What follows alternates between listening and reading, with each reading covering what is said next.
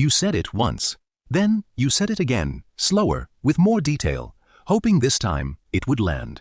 And somewhere in that second or third explanation, you stopped defending your choice and started defending your worth. If you've ever caught yourself over-explaining a simple decision to someone who is never going to get it, stay for the next 5 minutes.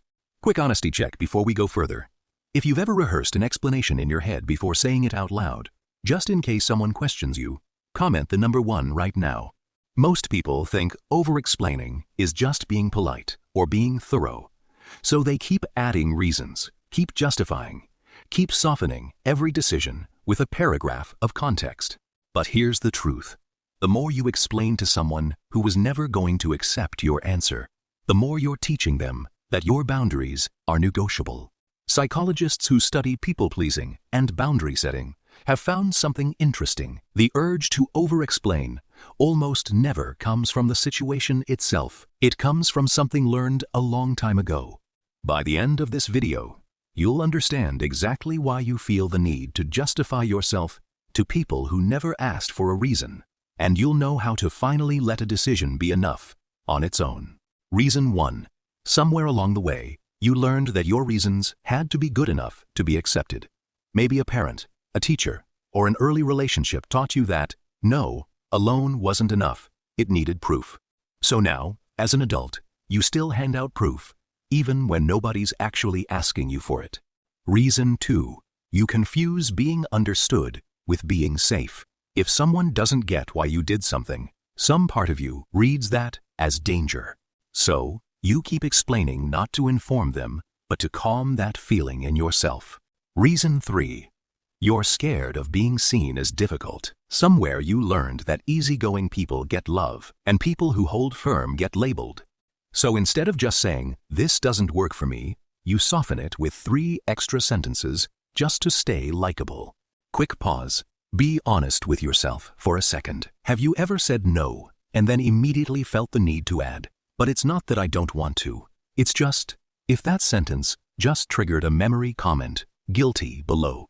Reason 4. You over-explain to people who never earned that level of access. A stranger's opinion, a coworker's raised eyebrow, an acquaintance's silence, none of that requires a full explanation. But your nervous system doesn't always know the difference between someone close to you and someone who simply happened to be in the room. Reason 5.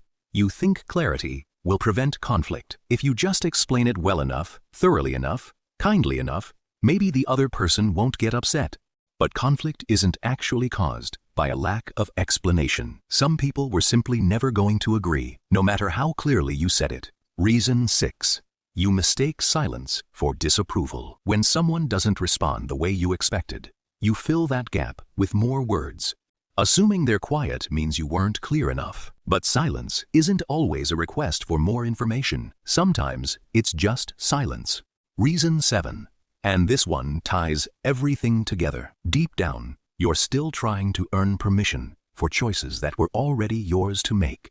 You don't actually need someone else's approval to rest, to say no, to change your mind, or to protect your time. But the habit of over-explaining makes it feel like you do. Look at all 7 again. None of them mean you owe people more words. They mean, somewhere along the way, you were taught that your decisions needed defending. But a decision that's yours to make doesn't require a trial. And here's the interesting part. This isn't just a personality quirk. Research on people-pleasing behavior links chronic over-explaining to something called fawning, a stress response, where the nervous system tries to prevent conflict by over-accommodating others. Think about the last time you texted someone, "Sorry, can't make it," and then immediately typed 3 more sentences explaining why, deleted them, and sent them anyway.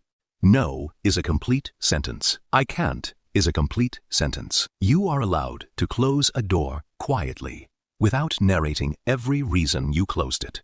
You were never obligated to make everyone comfortable with your choices. That lesson isn't the truth anymore. The right people won't need a paragraph from you. They'll trust the sentence.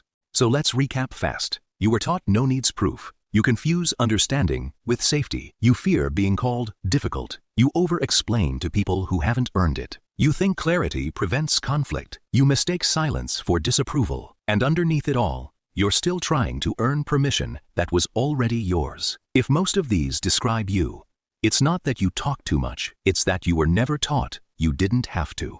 Drop the number in the comments. And if you realized you've been over-explaining your whole life without even noticing, that's exactly what this channel is built around. Understanding why you are the way you are, so you can finally stop apologizing for it. Subscribe if you want more of this, and I'll see you in the next one.